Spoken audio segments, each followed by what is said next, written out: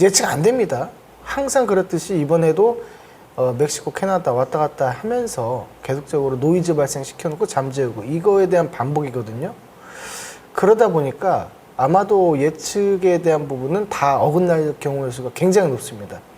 저도 그동안 일기 때 많이 어긋났기 때문에 감히 예측하기는 좀 힘들고, 다만 이러한 이슈가 발생할 수 있는 종목군에 한해서 끌고 가는 것보다는 트레이딩 위주로 하는 것이 맞다. 왜 그럴 수밖에 없느냐면 자꾸 말이 번복이 되고 할만하면 다른 이슈가 또 튀어나오니까 수급이 그쪽으로 이동을 한다는 거죠. 그렇기 때문에 한 종목만 갖고 계속적으로 볼 수는 없다. 다만 우리가 그 흐름에 따라서 예를 들어서 우리가 올라갈 것들이 따로 있죠.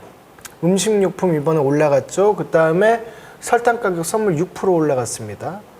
그 다음에 철강에 대해서 가격 올라갔어요.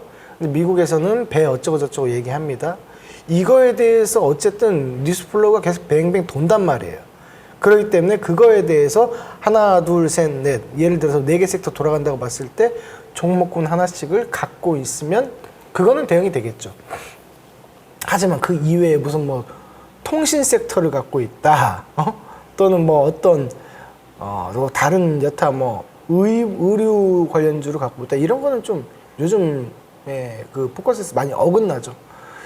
그렇기 때문에 제가 말씀드린 관세에 대해서 부각이 될 수 있는 종목군을 가지고 회전시키는 것도 좋고, 그 다음에 그에 따라서 짧게 데이 트레이딩 하는 것은 좋다. 이 외의 방법은 중장기로 조선 기자재 쪽 빼놓고는 보지 말자. 이렇게 그냥 한 번에 요약을 좀 해드릴게요. 이게 언제까지 그렇게 될까요? 적어도 4월 달에 일부분에 대한 관세가 정리가 될 거예요. 그러니까 선발주자에 대한 관세가 정리가 되면 후발주자에 대한 관세는 어떻게 대응하는지는 우리가 예측이 가능합니다. 그렇기 때문에 4월 중반 후반 때까지는 이런 장세가 계속적으로 만들어질 수밖에 없다라는 거고, 그리고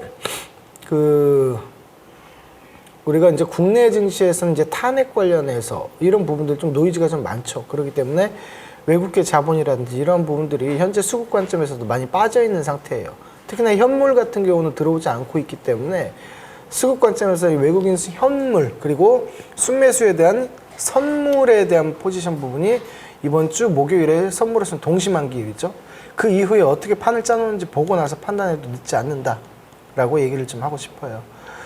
우리가 국내 증시가 그 다른 글로벌 해외 증시라든지 미국 증시보다는 지금 현재 버티고 있는 모습이라든지 이런 부분 감안했을 때는 굉장히 강한 모습은 맞습니다. 강한 모습은 맞지만 그렇다고 해서 수익을 낼 수 있는 장세는 아닙니다. 명백히 얘기해서는 맞아요. 수익을 낼 수 있는 장세는 아니에요. 무슨 얘기냐면 원래부터 우리나라 국내 시장은 프로 트레이더의 장세입니다. 해외 트레이더라든지 해외에서 매매하는 사람들이 우리나라 국내 주식에 들어오면은 100이면 99가 죽습니다. 여기서 다 깡통 차요. 국내 주식이 전 세계 글로벌에서 난이도가 가장 높습니다. 여러분들 그걸 알고 있어야 돼요. 그렇기 때문에 저 같은 경우 여러분들한테 항상 말씀드렸던 게 할 줄 몰라도 할 줄 알게끔 계속적으로 노력해야 되고 배워야 된다라고 말씀드린 게, 우리나라 증시에서 어느 정도 성공 확률을 가져간다면 해외 증시에서는 당연히 날아다닐 수밖에 없어요. 그렇기 때문에 우리나라 증시를 접근했을 때는 뭐랄까요, 좀 이렇게 타이트하게 굉장히 집중해서 좀 해야 된다라는 것을 다시 한번 좀 강조를 드리고 싶습니다. 네. 일단 몇 가지 체크해야 될 부분들이 있습니다. 우리가 알래스카 얘기를 제가 잠깐 좀 간략하게 드리면, 알래스카가 이번에 그 LNG 관련해서 우리나라에 이제 미국에서 손을 뻗었잖아요. 근데 우리나라에서는 할 수밖에 없는데 할 수 있는 여력은 안 됩니다. 수백조 원이 어디 있고 수십조 원이 어디 있어요. 지금 예산도 없어갖고 그런 부분에 그럴 수는 없고, 그리고 일전에 우리나라가 뛰어들기 이전에도 우리 그 글로벌 기업에서도 들어갔다가 포기하고 나온 프로젝트예요. 사실은 엑스모빌 같은 경우가 그랬죠. 뭐 그런 부분들을 봤을 때 전부 다 우리나라가 정말 할 수 있어? 전 단연코 얘기하지만 그건 안 된다고 봐요. 대왕고래 프로젝트 그거 수천억 들어가는 것도 못하고 있는 와중에 수십조 원짜리를 그거 어떻게 합니까? 못해요. 다만 우리가 기후변화에 대해서 느낄 수 있는 건 뭐냐면 알래스카 위성 지도를 보시게 되면은 기후 위기 때문에 그 빙하가 많이 녹아있는 상황이에요. 그렇기 때문에 그 부피가 굉장히 축소되어 있다는 거죠. 그리고 알래스카에서 LNG로 끌고 오는 그런 그 라인이 있죠.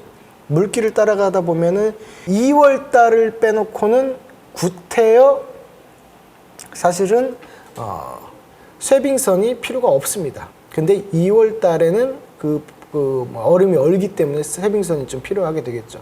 이제 그런 부분 때문에 이제 미국에서 생각하는 그 이제 트럼프식의 방법이죠. 과대 포장하는 방법이었다. 저는 이렇게 좀 생각이 좀 되고요. 실질적으로는 우리나라가 기술적인 부분 그리고 국내에서 대표적인 돈이 좀 많은 그런 기업적인 부분에서 일부 뛰어들 수는 있겠지만 전부 다 프로젝트를 갖고 오지는 못할 것이다. 저는 이렇게 봅니다.